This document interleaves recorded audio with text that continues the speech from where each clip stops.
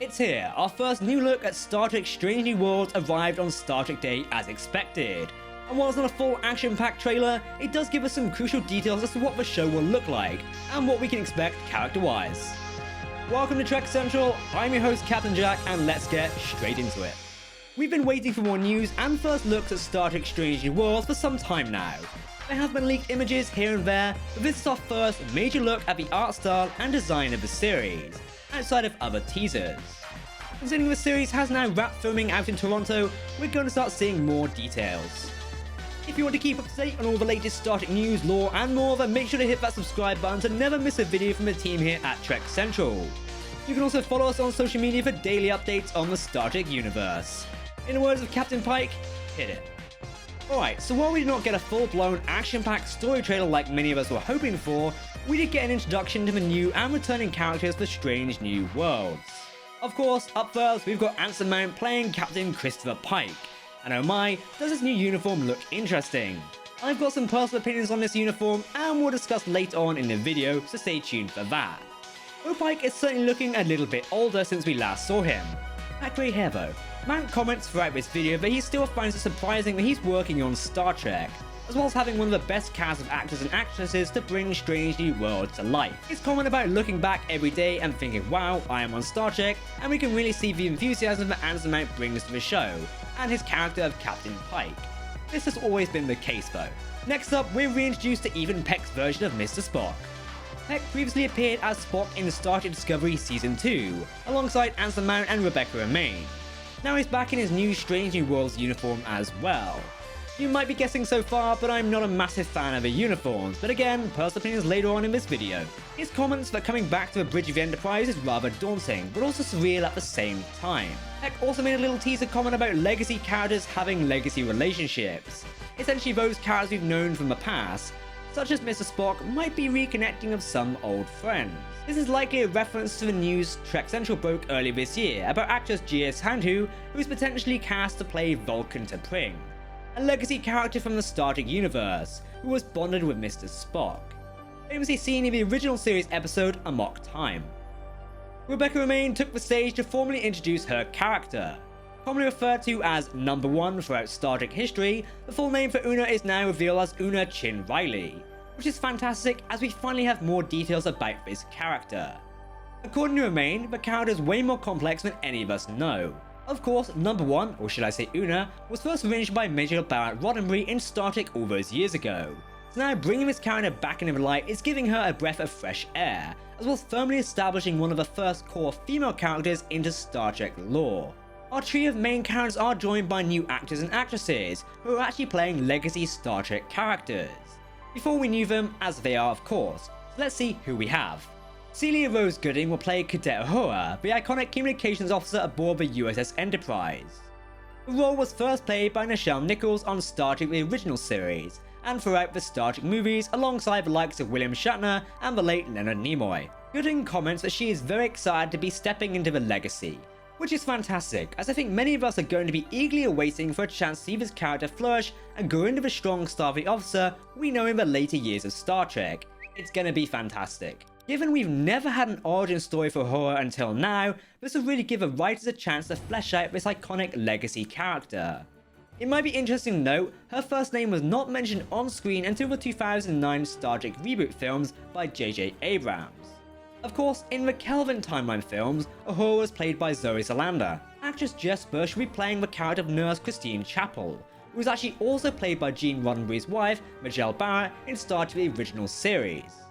Bush comments that she is extremely honoured at playing this character, and we get a quick peek at her in the Starfleet medical uniform, which is very similar to Discovery's medical uniform. Actor Babs Olsonmakun will be playing Dr. Mbenga, another legacy character who appeared in the 2 episodes of Star Trek the original series, where he's first played by actor Booker Bradshaw.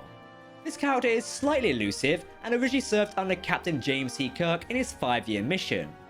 In the absence of Chief Medical Officer Dr. Leonard McCoy, Mbenga became the ranking medical officer aboard the Enterprise. New characters joining us are Hemmer, played by Bruce Horak. The alien species of the Anar were first a subspecies of the Andorians, and first appeared in Star Trek Enterprise. The species were very similar to the Andorians, being a suspect and all, however they are totally blind and have to rely on telepathy to see. This is an interesting fact, as actor Bruce Horak is legally blind himself. It makes him the first legally blind actor to play a main character on a Star Trek TV series. Christina Chong will be playing La'an Noon Singh, which many of us immediately thought applies a strong connection to the famous Star Trek villain of Khan Noonien Singh. Whether this is true remains to be seen. Either way, her character will be one to keep an eye on for sure. So for now, we'll need to wait and see how it plays out. Alyssa Navier will be playing Starfleet Lieutenant Erica Ortiguez. She mentioned that it was really good to finally reveal she is playing a character and a part of a Strange New Worlds family. And that is our cast lineup for Star Trek Strange New Worlds.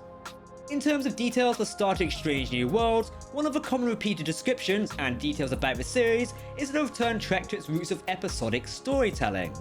Executive producer Akiva Goldsman, who is at the helm for this series, commented on it once again during the Star Trek Day celebrations. He said the following: "There's a great thing that episodic television does, then Star Trek did it greater than most, which is to teach while, as my late wife would have said, sugaring the pill, not letting the audience know that what we're doing is telling a story with a moral."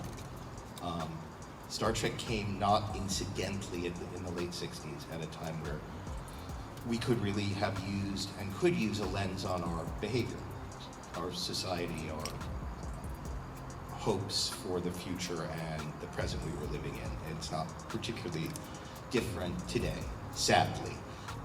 So we get to do that thing that Star Trek did, and that O. Henry did, and that Twilight Zone did, which is to, in a closed-ended narrative, turn it.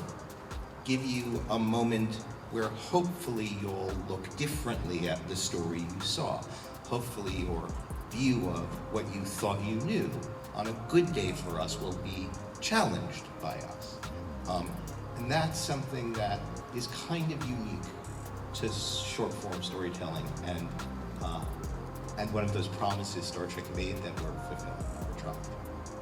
That was a beautiful way to end this panel. Thank you so much. We've known Star Trek Strange New Worlds will have a focus on episodic storytelling for some time now. This series is almost a gift to where Star Trek began. It's playing on the legacy aspect heavily, so it makes sense that it also does that in its storytelling. Personally, I think CBS is hoping that Strange New Worlds will connect with Trekkies where Discovery and Star Trek Picard have not. If it can make that connection, then the job is done really. Okay, let's talk about the uniforms for a second. I might burn my own bridge here, but personally I'm not a fan of a new design for Strange New Worlds. Yes, it will likely take some getting used to, but on first glance it's not my cup of tea. While these uniforms are a new design, and building off what we saw Pike's crew wearing in Star Trek Discovery, I finally look almost too close to the Kelvin Universe uniforms worn by James Kirk in Star Trek Beyond. Yes, the uniforms need to look close to what Kirk will wear in Star Trek the original series, as this is a prequel after all, but personally I much preferred Pike's outfit in Discovery to what we have going on now. Either way, I think we'll need to wait and see. I will say Dr. Mbenga's medical uniform looks really good with a black collar. If that could also work for Pike, then maybe my opinion would change. Either way, we'll need to wait and see. I totally understand we need to set up a prequel, but there is no harm in a little creative difference here and there for the sake of overall looks and such. I may be beamed off the ship for saying that, but it's just my personal opinion. In terms of when you can expect to watch Star Trek Strange New Worlds, there are no dates as of yet. We do know that Discovery Season 4 will air later this year, and overlap with the likes of Star Trek Prodigy. And Star Trek Picard Season 2 will air in February 2022. I predict that we're likely to see Strange New Worlds in fall of 2022, though we'll have to wait and see. That's a wrap on our breakdown of Star Trek Strange New Worlds for today. We'll have plenty more videos coming soon to discuss the theories and lore we're getting from the upcoming show, as well as breakdowns of additional Star Trek Day news, so stay tuned for that. If you want to keep up to date on all the latest Star Trek news, lore and more, then make sure to hit that subscribe button to never miss a video from myself and the team here at Trek Central. You can also follow us on social media, visit our website, or join our community Discord server. For now, I've been Captain Jack, thanks for watching, and we'll see you next time. Live long and prosper, my friends. Goodbye.